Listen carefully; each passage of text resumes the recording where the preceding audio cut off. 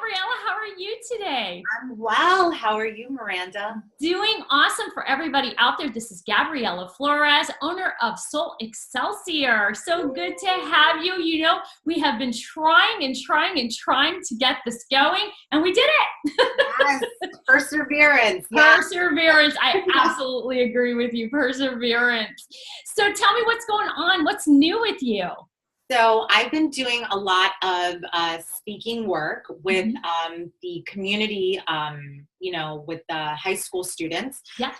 I've been noticing that there's been some, I'm sure you've seen them, virtual challenges and challenges, all different kinds. Yes. Some a little bit dangerous. And I saw the Tide Pod challenge where kids were putting soap in their mouth, and then once it's like the tide would explode, then they would spit it out. And I'm like, well, I remember the expression, you got a filthy mouth, we're going to put soap in your mouth. But now they're literally doing it, and they took it to a different level, didn't they? They took it literal. They took it totally literal. And I'm like, oh my god, that's not what they were saying. So I started to see this, and I was taken aback by what was going on. And I kind of felt like kids in general, there's just an extreme spectrum. It's either they're extremely not using their common sense, or they're extremely smart and they're super cautious and don't want to be involved with all that. And I think I think there's not enough guidance. Parents can do so much. Truthfully, I'm not a parent myself, but I see what parents try to install in terms of, good beliefs, good values, morals, and things like that. But there's all these other things going on when they go to school. It's a totally different life. There's a totally different world there. So I was called to go and start speaking at the high schools, because I find that people care about the little ones, because they're so cute, Yes. the little preschoolers and, Yes. and even the kindergarteners and even elementary schools. Middle schools are pretty good. But then after that, even middle school, people are like, these kids are a little much.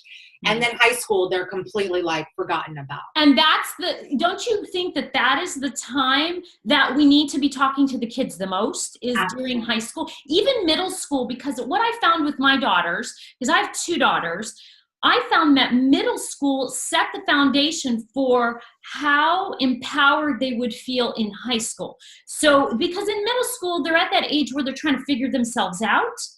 So if you are involved as a parent, and you allow them a little bit of space, but you talk to your kids and you let them be themselves. If they want to color their hair, color their hair. If they want to wear something funky, let them wear something funky, because they grow out of it. I can be honest with you, when I was in middle school, I had a mohawk. Yes, Miranda! Woo! My parents allowed. That's allowed. Well, my father was a little bit more like, what the heck? But my mother was like, eh.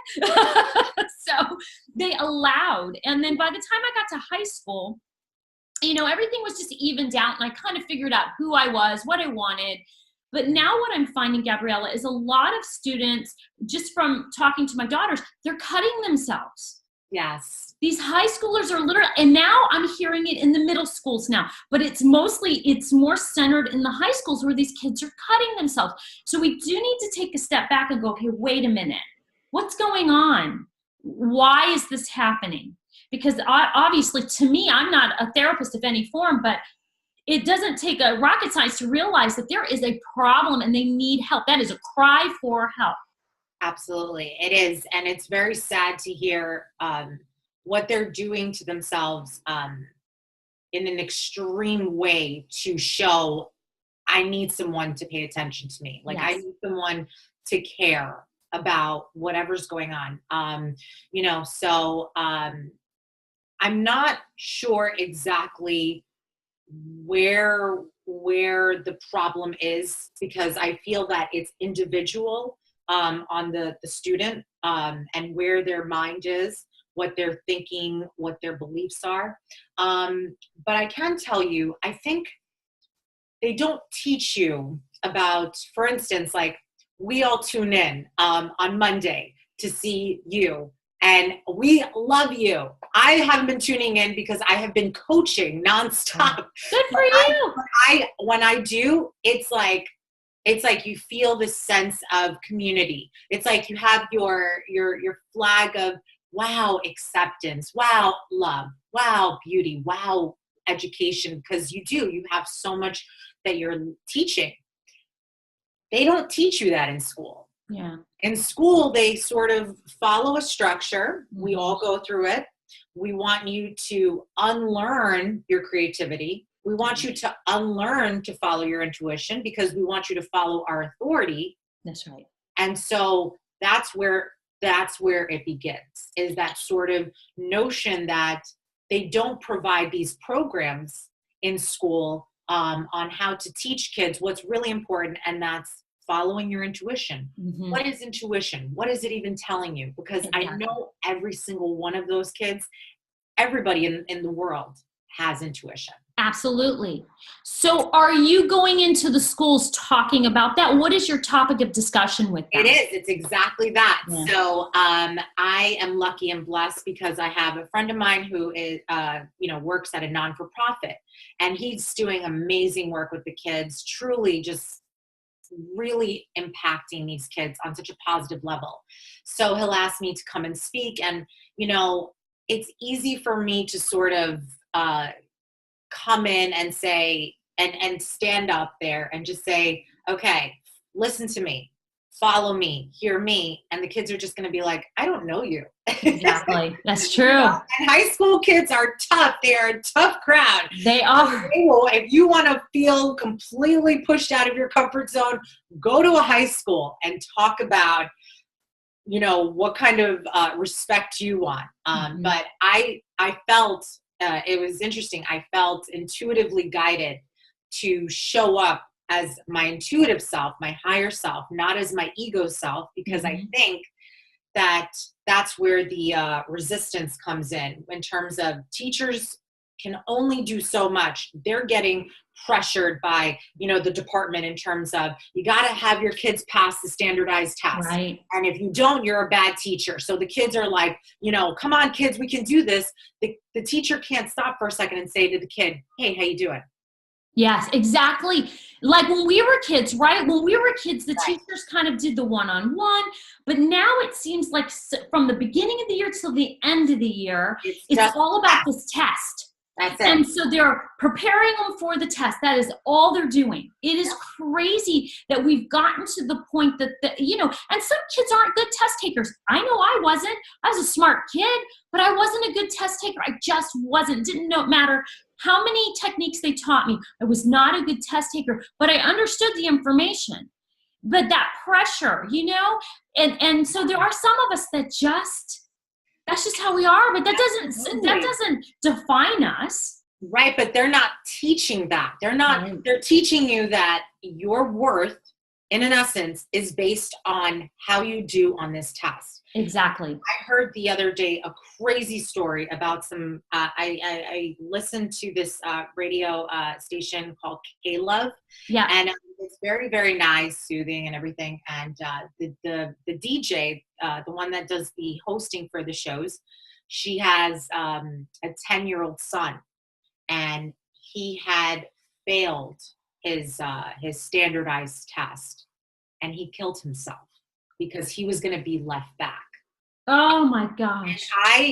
And that's when I knew something is wrong. Something is wrong. Like, I hear things all the time, it's really ridiculous. But when I heard that, I was like, okay, there's something obviously, like, we're not being completely mindful of how much the structure and the system is impacting the mental health and well-being of every single student. It's a total disconnect because when we're doing these testings and we are very focused and aggressive on one area, we're really very much in that left side of our brain. It's very divine masculine. It is. And we've moved away. It's like what you said earlier. We're moving away from our creative and intuitive side, which is the divine feminine. And we do need both of them. Absolutely. You can be, think about our philosophers from the old times, the old days, where they could really deep think, but at the same time they played music, they were artsy, they knew how to keep those in balance. And now we're shifting our children into one direction, and it's so wrong. Even the programs in school, my daughter's in drama, and they have less money, but sports has more money. Or they have less money, but, decathlons and all of those have more money. So if you're using your brain, you get more money. But if you're using your intuition, they take it away. Right. It's amazing to me. And that's what I feel like is truly why we have this sort of extreme sort of behaviors of these children that are like, here we go. Because I started to think about it. I'm like, what would happen if I was, let's say I went back and I was doing school now. I'm like, I'd probably be in that same position because you're still developing, right? You're still developing and you're still growing. They say at middle school, you have a general understanding of your identity because that's where your identity is placed. In high school, you're being thrown into different other things. And so you're being tested. Yeah. Is that really your identity? Do you want to see something different? And then in college, of course, they tell you, all right, now just figure it out. And you're like, wait, for 12 years, you told me to follow you, and now you want me to just expand my... Exactly. My oldest daughter and I were talking about that because in high school, they were saying, we're getting you ready for college. Follow this structure. Do this, and you're going to be more successful in college, blah, blah, right? She gets to college, and it's so much easier. And she said, everything I learned in high school didn't even play into college. What a waste of time. What a false, false message that they're giving the kids. I saw both my daughters stressed to the point of almost breakdown. And I had to get into practice of meditation and deep breathing with my kids. When they would study and get stressed, I'd have my diffuser on, crystals around. I mean, I was talking to them. I was guiding them. I was, because it was so stressful. It seems, it is more intense than it really needs to be. It's to the point, I was talking to my husband about it the other day. Part of their grade is their notebook checks. The notebook checks are ridiculous. It just means that you have a notebook for this particular class. Is all your homework in there by date? If you're missing something, it takes off so many points, and that factors into 20% of your grade. Yeah. How does a freaking notebook have anything to do with how intelligent you are and your grade point average? How does it have anything to do with it? I was so taken back and floored by that. It doesn't make any sense. Yeah, it's honestly, it's one of those things where I just feel like it's just like a ripple effect. Yes. So it starts off with the top, which is the Department of Education. Yes. And then the stress that they're getting from their top, then they bring on the stress, they're projecting it to the teachers, and the teachers project it onto the students, and then the students, though, have no outlet to project it onto. Right. Because they're not teaching them how to effectively handle stress and manage it in a way where it's like, okay, I'm learning about accountability, or I'm learning about this, or I'm learning about that, but how do I learn how to manage it? Right. So I don't feel that they're doing a great job in terms of looking at all those things, because someone's always mad. Teachers are mad that they're not getting paid enough, so they may project their crap onto the student and be like, you know what, the 20% of your grade, you didn't have that date, I'm taking it off. And it's like, that's not fair in any means. Right. People might argue and say, oh, well, life's not fair. But you know what? When people are killing themselves, cutting themselves, right. Putting themselves in dangerous situations over something that is supposed to expand your intelligence, yeah, I have a problem with. I do too. So when you go into these schools, what are you talking to them about? Give us a little bit of a summary of what you're actually offering the students to help them navigate a lot of these challenges. So what I do, is I'm a life coach. right? So I am constantly coaching adults because I have found myself to that's the age group. I don't limit it. I don't keep that closed. But when it actually has a lot to do with my book, right? So when I wrote this book, I somehow was channeling, again, it's funny how everything is always, it goes back to the divine. You just have to allow yourself to be open to it. When I wrote about this book, I wrote about things that impacted me and my life, and how I sort of found spirituality, found the holistic practice of things on how to, better evolve past these blocks, these things, these experiences. After I did this book, I got great attention for it and things like that. And then I started to say, well, what in essence is my book really talking about? And what it was simply that I had used this law of attraction, but I was using it in the opposite effect. Most people are like, oh, positive effect, I can get that. And I did the exact opposite.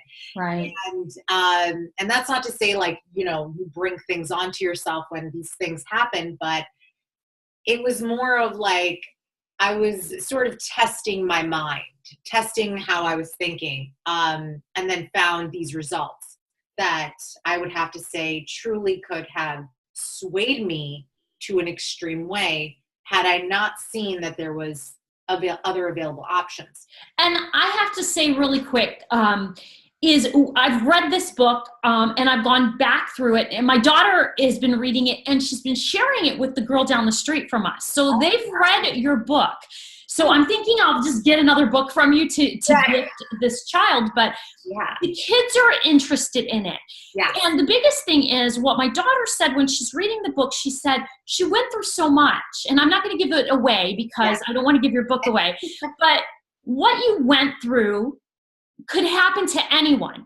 And it has happened to many people. Yes. But the way you overcame and the tools that you used to overcome, I think the biggest piece I loved about the book was your deep reflection.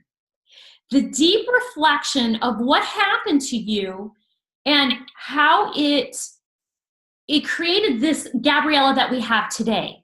It created this very powerful, you found your power. By the end of the book, you found your power.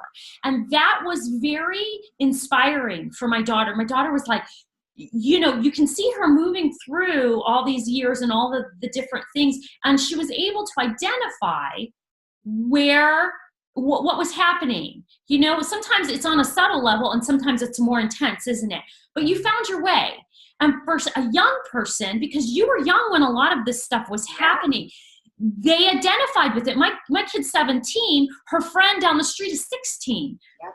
They identified exactly with what you were talking about. And I love it because you give the reader hope. When you're reading this, there's a lot of hope that you realize that somebody's been through it as well. The details are different, but you've been through pretty much the same kind of stuff, and that you can overcome. You don't have to hold on to this. You don't have to allow it to define your life. You didn't. You certainly didn't. I mean, I know you, and I feel like you're much more powerful than what happened to you. Absolutely. You absolutely overcame this. So I think you're a perfect person to stand up in front of these high schoolers and talk to them because you've been there, done that. And your book is an example. It's a written example of what happened. And so, I think that you standing up and sharing your story is very empowering. I'm telling you, it's empowering to my daughter. It's empowering to her friend. And I don't know how many other people have read this book because she keeps taking it with her, but she finds it very, very powerful. And, and it was just, it wasn't flowery words. That's the biggest thing to tell everybody. Gabriella, you did not put all these flowery words in. You were real and raw and matter of fact. Yeah. And you tend to connect. I connected with the book immediately. So I'm trying not to give too much away, but and I'll let you, whatever you decide to give away, it's on you. I'll let you do that. Yeah. But I'm just saying, everything for everything that happened to you, I could see where kids would cut themselves. I could see where kids would consider suicide. Honestly, I could see it. Yeah. But you are sitting here. You are an example of how you can tap into your higher self, your spiritual self, and find your way. And you did it. You're an example for that. And so, again, I still think that you are the perfect person to stand up in front of these kids and share your story. I really do. Yeah, and it's hard to. That's the other thing. Because when I was first writing it, I wasn't, in any way taught to share my feelings. Right. And my family is, they have a certain type of culture where they're like, oh, you don't talk about your secrets, Right. you keep it inside. And I just remember when I was writing it, there was that resistance inside of me because I was conditioned too, like, why am I talking about it and all that? But I knew that this was something, I knew it was something bigger than me, which at first, you got to get through your own, your own conditioning. And then when I had done it, it was like unheard of. So I published this book in 2016. It was unheard of to basically speak your truth. It was unheard of. And I even talk about that in the book, about how I held it inside, how I kept it inside, and how I didn't speak up. I just kind of kept moving and I kept going, but it was still inside. And then this past year, there has been a sort of, a female release in terms of even male release. It's not, Yes. it's just this energy of we are releasing our truth. Our truth has a voice. Yes. It's power, and you cannot silence it anymore. It's a shift. It's uprooting the old paradigms. It's uprooting those. And we saw that even with, if you follow moon phases, even this last lunar eclipse that we had was about going within, and it was really pulling things up from by the roots. And, I wondered about people, like I knew what I needed to pull up because things started coming up and I thought, oh, wow, I thought I worked through that. But then I realized I did not. And then I started thinking about people that I know, you being one of them, that you wrote this book. And now I wonder, did more stuff uproot during this time? I know this year started off with a bang, didn't it? It shifted that empowerment that we're feeling, that very divine feminine energy starting to kick in. We talked about it in 2017, that energy was really starting to shift. And this year we would see a lot of it.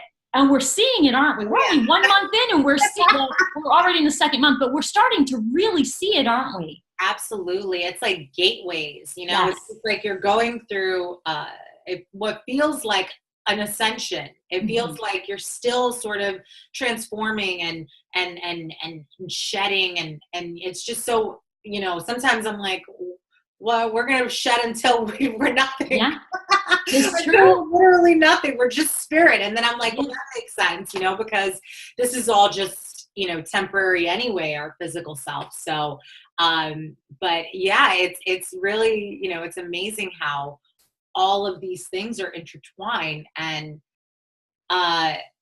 going to the school, I just remember it was really hilarious because I had nothing planned. It was so funny. I'm like one of those people that I'm like, okay, I've got to have this and I got to have that. I have this. And I didn't get much sleep that week. There was some noise from the heater that just was like making bongo noises. I felt like I was having like a shamanic ritual. A dance party. Yeah. And I was like, well, I don't even know what's going on. But I just assumed it was all in alignment. And so I just I started going to the school. And again, I have this like peace, though. I'm not prepared, but I have this peace about me. And that's when I knew, I was like, oh, I'm being used right now. I know I'm going to be used because I have my ego self is not even like, my ego self doesn't exist at this point. It's just like your intuition. And I get there at this school and I'm standing there in front of, and it's funny, my friend who's the boss of the non-for-profit, he ends up telling me, oh, I just want to let you know, like, this is a really tough crowd. And I was like, and I guess if I had slept, I would probably give that more energy, if that makes any sense. Yes. But because I hadn't slept, I was like, throw me into the jungle. We've got this. That's it. It was so so weird. It was the weirdest thing. And I stand up there and I'm telling you, they were a tough crowd. They really were. They came in and it was all girls. And I just stood there and I started to tell them. And then when I told them what happened to me, and as soon as I said it to them, it was funny because they went from being like, like, I can't be bothered. Like, this is so annoying that we have and then it's like, for me to just stand there and tell them like what happened, it was like, it was something, just power came surging through the room. And everyone was like, did she just say that? Did she just, was an adult just honest right now? Like, was an adult just like speaking truth right now? Her truth, her pain? Mm-hmm. And then I said to them, I said, after I told them what happened, I was like, I could have probably had a different experience had I followed my intuition. Mm-hmm. And that's when I started to ask them questions. So it was kind of like, I introduced myself, what I do, then I told them what happened to me. And then I said, gave them examples about intuition, teaching them. And then I went into like a 40 student group coaching, which by any means, especially with high school girls, is quite the journey. And somehow these girls, what they showed me was what we all do. We have the defensive wall that we've built. I'm protecting myself. I'm shielding myself. But inside, I've been disappointed. Inside, I've had expectations. I have followed my intuition, or I haven't followed my intuition, and it's failed me. So now I'm tough. I'm not going to let you in. But something shifted. And all of a sudden, all these girls were now speaking their truth, and they were letting it out. Yeah. And of course, you had a couple of girls who were still scared to talk about it because they were like, whoa, this is brand new. But I said to them, I was breaking barriers in that room, basically saying to them, we see it every day. Every day there's a new allegation. Every day there's this. Every day there's that. Someone is now saying their truth. Don't let it get to where you live your whole life and think that you deserve this or that you couldn't tell anyone. You can 100% tell someone. And guess what? When you do, you empower the world. That's really what it is. It's an empowerment. We've been taught that to speak our truth, whatever that case may be. It can be a different blueprint. The purpose of all of it is just sort of say to ourselves, we're all in this together. And it was funny because, in high school, they're super competitive, so they're all like, it's all this stuff. But the more that I gave them this space that we all are going to hear each other, as much as it's going to drive us crazy, we're going to just all listen to each other. You could see that the girls were like, wait, so everything that I was thinking in my head that is only happening to me, you're feeling that. And you're feeling that, and you're feeling, oh, wait a minute. We legitimately are in this crazy journey we call life. Exactly. Everybody found their connection, didn't they? They realized that even though they have these groups, right? Because, high schoolers still have groups, maybe not as intense as like when we were growing up, but, they still have these groups, but they found common ground because they've all experienced some form of pain or some form of suffering that they've had to work through on their own. Right. So to identify that somebody else was going through something similar, it makes you feel more connected with one another. That is that oneness energy that we talk about all the time, is that we're really not separate. We really are linked, and we all have the same experiences. When I do numerology charts, the main numbers are 1 through 9, and then we have master numbers. Everybody has those numbers. Yeah. So right there shows you the common theme for everyone. Everybody goes through the same exact challenges: money, romance, family, right? Yeah. The details are different, but the story is similar. And so it was through that I recognized the fact of unity. I really, really recognized the unity of it all. But it is our awareness that makes us the conscious part of it. So unity consciousness is where we all are the same, but we're aware of that. Right. And I think that we are all shifting into that now. And it's from books like yours that actually show, a series of events throughout your life that you had to take on the challenges and navigate through and empower yourself. And now look where you are. And so now what you're doing is you're turning around and you're empowering all these other girls or people that it's okay to speak up. It's okay to be powerful. It's okay. You have to unlearn what you've learned. Right. You have to stand up and say no more. And I think that that's what's happening. Don't you agree? Absolutely. Your book is perfect for this time because we've shifted so much already. Yeah. And I mean, this book wasn't even going to be written because I was like, no one's doing this. Yeah. Talking about this. And I think that especially when you start to feel that resistance, that's when you really got to follow intuition, because there's something bigger happening and you just got to go with it, Right. And I also felt really great in terms of these high school girls, because most of them comes from, broken homes and things like that. They don't have an outlet. And so, it's funny because my friend said guest speakers come in all the time and they can't handle these girls because there's a word that he describes them. They call them ratchet, right? And he's like, and they walk out. They're like, oh, I'm not dealing with this speaker. And at the end of it all, the girls were like, please come back. And I was like, if I could find unity in high school girls, it's a big deal. There's hope. There's Yeah. hope in this world, Absolutely. So if someone were to pick up your book, why would they want to buy it? What are they going to summarize to us what they're going to get out of it? What is that book going to help them with?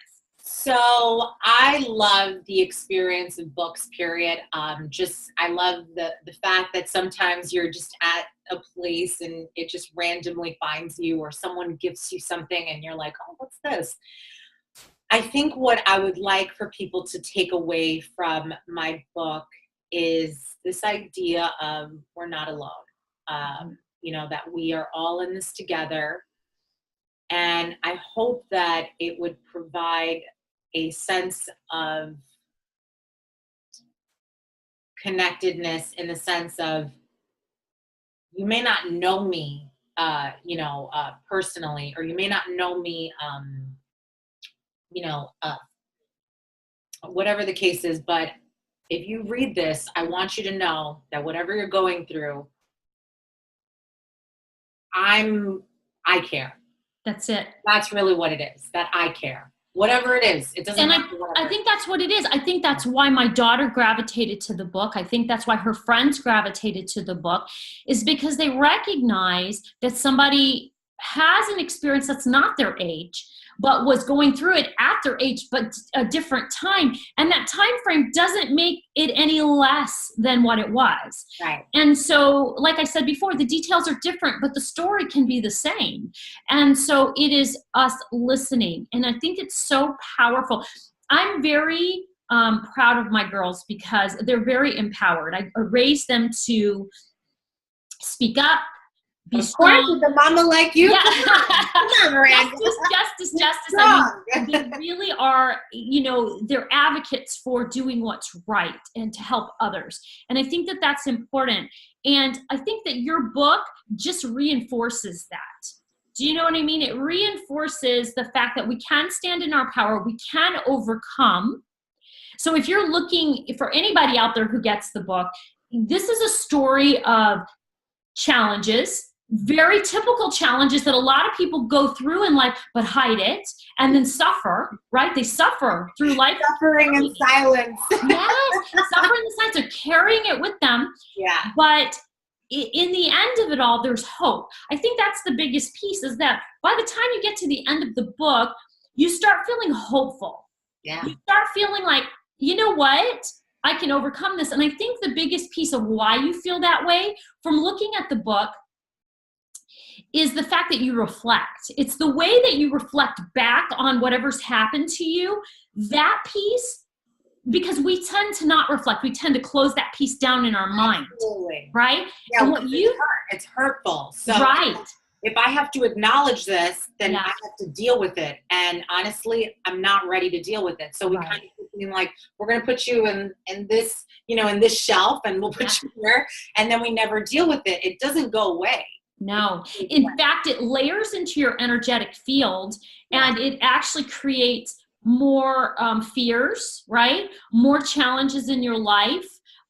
It creates blocks, so you can't move forward in certain areas of your life. Sometimes, if it's something that happened to you, like rape or incest as a child, then when you get older, you have relationship issues. Yeah. Do you know what I mean? So you end up beginning to have these problems. Mm-hmm. So I think that your reflection back on all the things that happened helps people to kind of look at things on a broader level and not to lock them away, but to deal with them. That's what I got from it. That's what my daughter got from it. Yeah. And I think that's why she's been sharing the book. My book's getting beat up. That's all I got. Yeah, it is. I love that though, because then it has a life of its own, Yes. It's going all around, and yes. and it's funny because I remember I was talking to somebody and they were just like, I thought it would only relate to like a certain person or a certain gender. And it's like, it's relatable on all aspects. It is. I truly do like to also just mention that, it's the things that happen to us. And I think that that's what they need to show, especially to anyone for that matter. It doesn't matter whether in school or not, whatever age, is just to let them know that whatever happens to you, instead of it destroying you, it could actually make you like, I almost want to like be this part of this sort of movement, if you will, of it's cool if something happens to you, instead of it being like, oh my God, that happened to me. I'm this horrible, unworthy person. I don't even deserve to live. You're like, oh my goodness, that happened to me. Yeah, it sucks completely. Yeah. You got to keep it real, keep it 100% authentic. That's right. But say, wow, this is going to catapult me. It's going to catapult me, because the deeper that I go into reflection work, like you said, about why this happened and reflect on it. That's why I feel like they need to teach more journaling in schools, because when you journal, you're tapping into your higher self. Absolutely. And you're following your intuition, and then it sort of brings you on into this new level of awareness where you're saying to yourself, I had no idea I was, I could do that, or I could overcome that.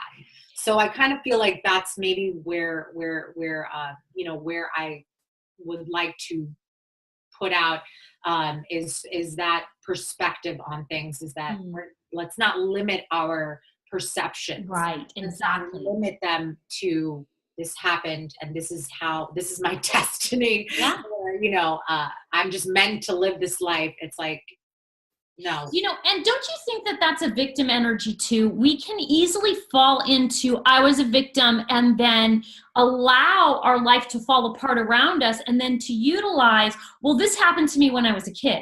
Yeah. The way I look at it is, what happened to us is a memory now. Yeah. it's not real. It's not that it wasn't real when it happened. It was, but now it's a memory. And here you stand safe and sound. And what we have to remember is we came through it, but we need to still heal those hurts. And you mentioned journaling. I'm a huge advocate for journaling because journaling really helps us to bring all of the yucky, hurtful things forward, write it down, and get it out of our head, get it out of our consciousness. It's almost like you're vomiting it all up, and now you're not carrying it anymore, right? When you journal, it's like you have a place. It's kind of like the kids are cutting themselves because they don't have an outlet. Journaling gives them an outlet. You know, it used to be when we were kids, everybody wrote in their diary. Right. You know? And that was sacred. That's like, nobody look at that. Nobody see it.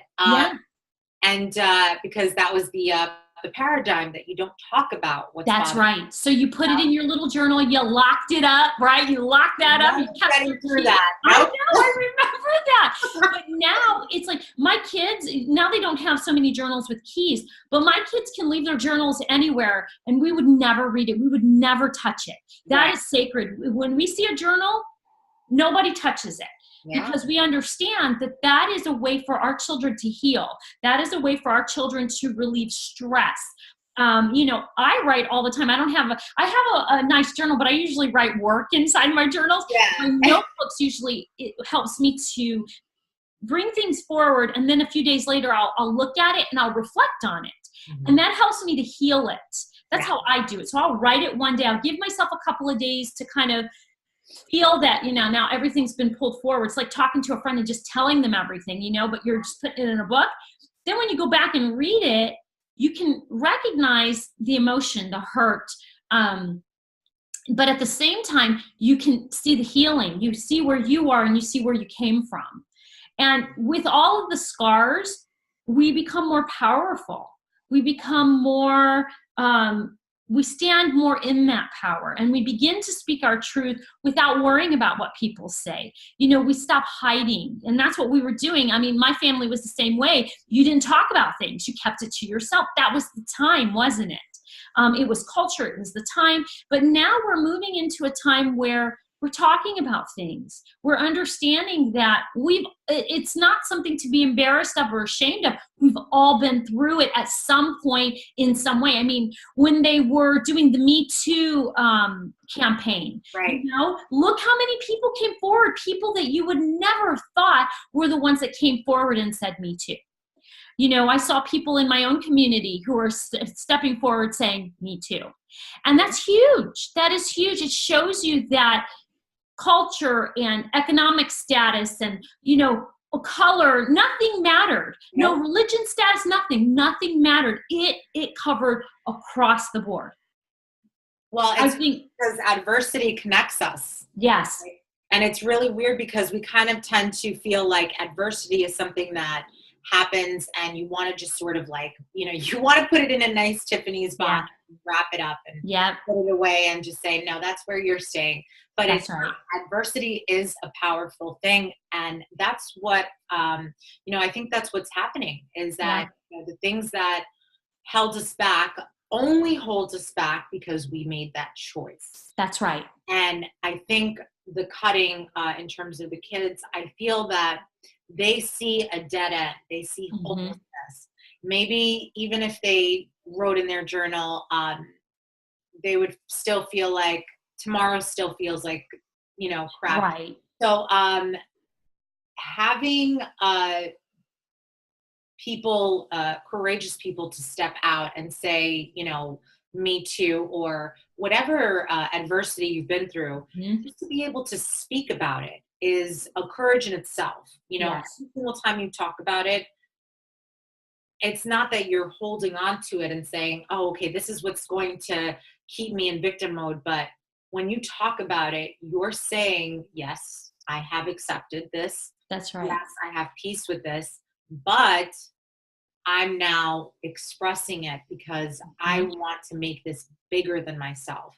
Exactly. We're all in this together. And I had a student in the class that I mentioned to her that there's a lot of stigmas when it comes to when it comes to rape, in terms of how you think that there's a specific person that meets the rape stereotype, in terms of rape victim stereotype. This person, right, because it could be a boy or a girl, is the weak, stupid one. Okay, you always there's been that stereotype since way back when, because the strong, smart one would not happen to. And I mentioned that to these girls, and I said, "That's not true. That's not Because true. it can happen to anyone." Anyone, absolutely, And absolutely. I said that, this girl all the way in the back, she raised her hand, and she just, you could tell there was hesitation, but she said, "You're absolutely right. It's hard to speak about it, but you're right. It's not that, it's not that person. It could happen to anyone." But Exactly. I got to be honest with you, when she said it, I knew. Yeah. I knew it. Yeah. Felt it. I felt it within my soul. I was Yeah. like, this is someone who has gone through it. She's not ready to speak about it, but she's beginning She's to you. have a flow. Yes, you helped her. In my opinion, just standing up in front of these girls opened the door. Yes. When they're ready, they'll walk through it, they'll share their story, or they'll heal, they'll work towards their healing. But the fact that you went in, you opened that door. And you opened that door when you wrote the book. You opened that door for yourself, really, to heal. And I think that offering your book opened that door for other people. And talking in front of these schools and sharing your story opens that door. And it gives everyone an opportunity to decide, do I want to sit in the energy of victim, or do I want to move forward? And it's interesting because I have been doing I do lives and on Facebook, and when I do them, sometimes cards will come up, and I have the victim card will come up, and when it comes up, I'm thinking, gosh, this came up a couple weeks ago, but then I'm feeling, we're kind of moving into the energy of releasing that old way of I'm a victim, and you're saying I'm empowered. So of course the victim card's going to come up, because we need, all of us as a collective really need to release that piece of it. But like I said, in many opportunities that I've had to talk about it, is that we get there in layers. Everything is in layer. All of our experiences are layered on top of one another. And so to heal it, we have to heal it in layers. You have to peel away piece by piece before you're fully healed. You can get better at it, but you're not going to fully heal at one time. You have to keep pulling back those layers and heal each level. So I think that with the girls, you open that door for them to start their healing process. And I think that your book offers that for anybody who's looking to really kind of go deep and really start peeling away those layers.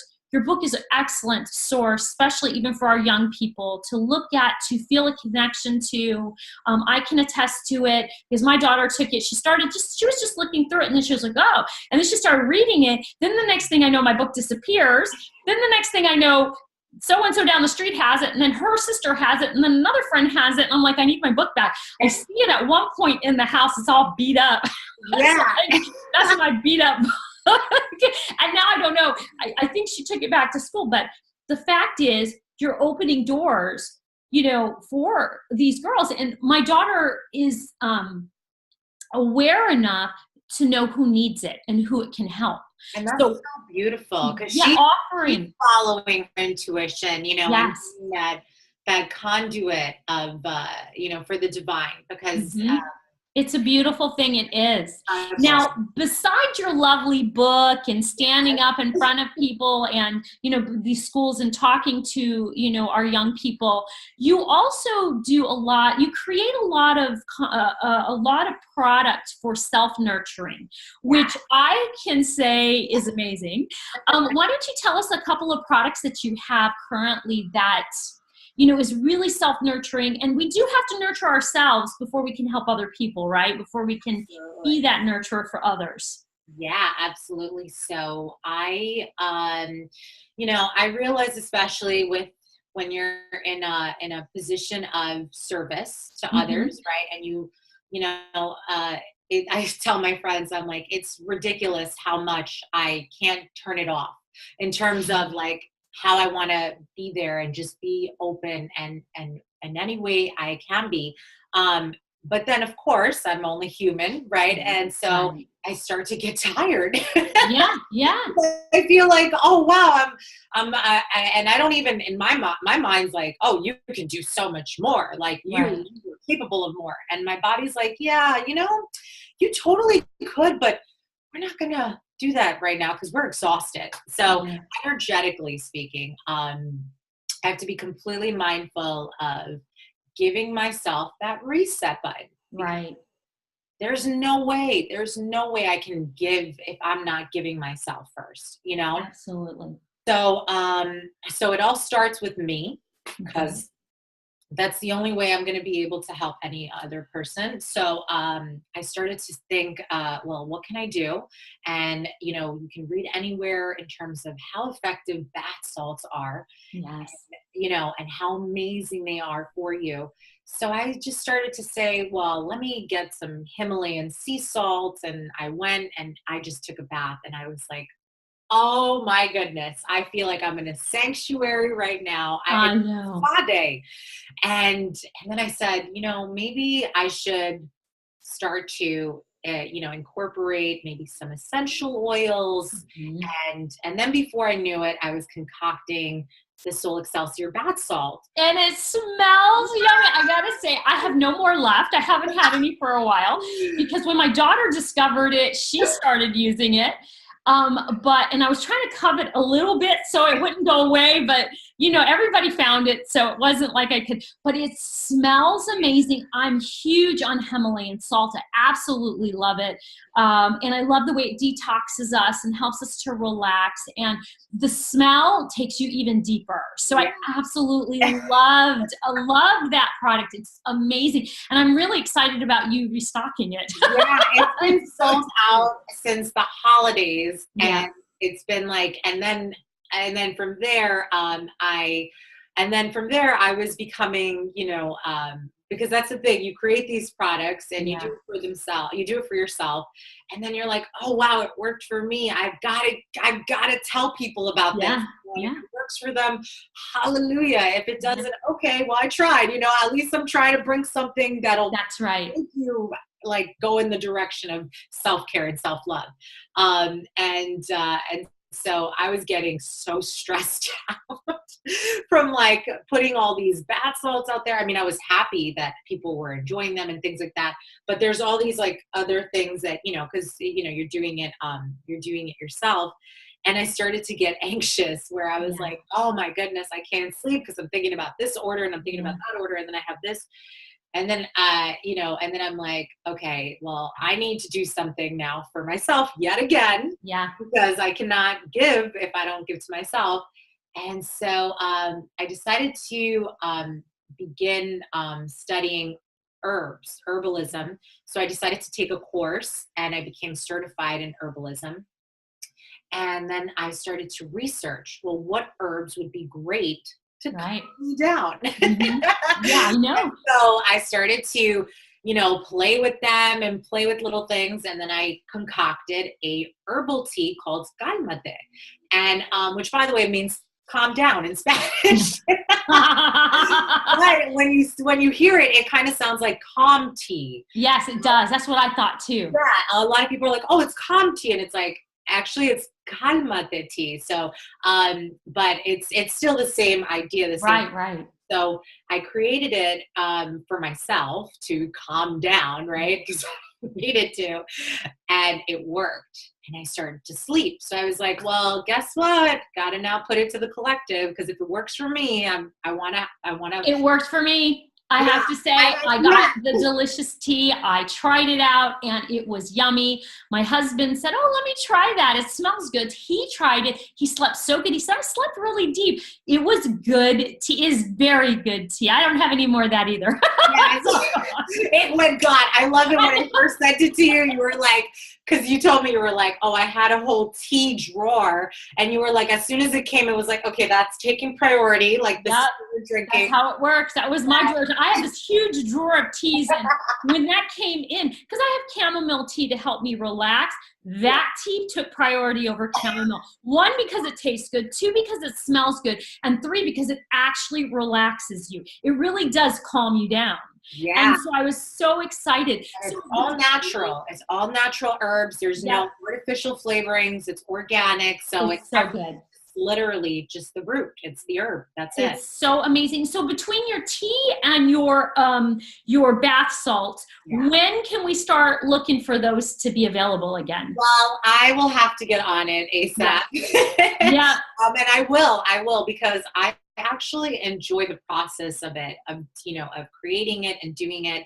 The tea is still very much in stock. I just sent my last batch today. That's why I needed to take a little bit more time, because I was at the post office sending some more. Yeah. But in terms of like the bath salts, I'll probably get it around, it's funny because I was like thinking, well, that holiday, Valentine's Day, that forces you to find love. It's like, no, we love all the time. You don't need a reminder, but I feel like it is a beautiful reminder. So I was thinking maybe creating something, that's a lot self-care and love. So I might have that around maybe next week. We'll see. Yeah, because I have a lot going on. I have a cousin of mine who is he's a sergeant for the NYPD, and he has a ton of responsibilities and stress because, what he does. And he said, I really want to try your tea. And I said, yeah, try it. He was like, what?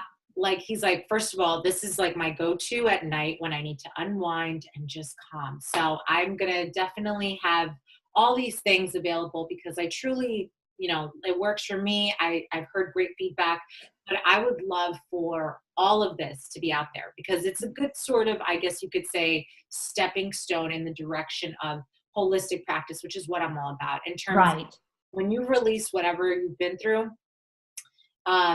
not only are you reflecting and being aware, but you're not letting it sit in your body, this energy. Right.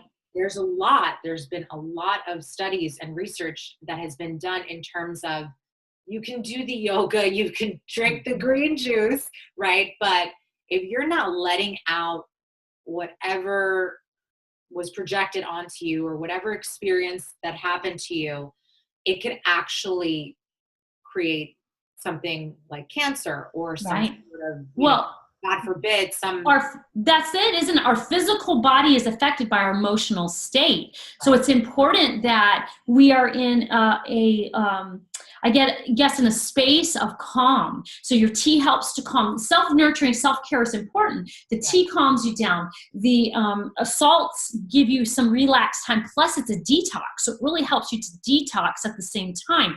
But in addition to all that, the journaling, like what we were talking about earlier, meditation and prayer are a huge piece in releasing the emotions.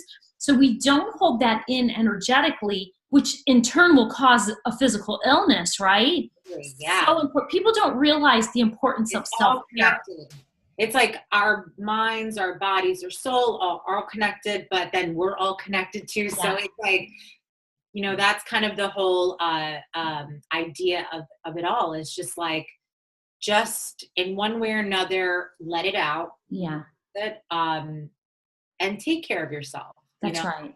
Sometimes we think that we put ourselves last or because of something that happened. Right. Someone projected something or another. It's like, here you go, I'm projecting this onto you. Yeah, exactly. And then you almost feel like, especially sensitive beings who are empathic and things, and that's a whole different other subject. But I would say the whole idea is to allow yourself the space, the time to give to yourself, whether it's a salt bath, whether it's just drinking some tea while you journal, while you meditate, and that makes a big shift. in your everyday routine. Yes. Really live longer and empower one another. And happier, more than anything, live happier. For as long as we're here on this earth, it's finding our zen, it's finding our happiness, isn't it? I mean, it's living life to its fullest in a state of bliss. Really, that's what, I mean, and it's not so far-fetched. I mean, we hear about that and people are like, but, I have a job and I have a family, and so do I, but I still make time for my own self, for self-healing, self-nurturing, that it allows me to find the joy and the happiness in everything that I do. And people don't understand that when you open yourself up to joy and happiness, that is the law of attraction. You begin to draw more of that to you, and your experience in life increase. You end up having more experiences, finding more joy, finding more, just more. Yes, more gratitude for everything. Yes. It really is. It's like, it's all connected. Yes, it really is.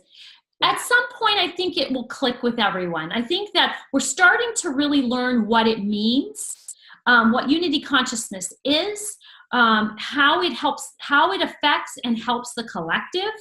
But it really is important for people like you who are being of service to our young people all the way up, that you make a difference. And it's going to take all of our efforts to work together to share our tools and to share our strengths and our challenges and our struggles, to show that we can overcome and we can do it together. Absolutely. And I think that's definitely what you really showed in your book. That's what you are showing within the products that you're creating, that self-care is important.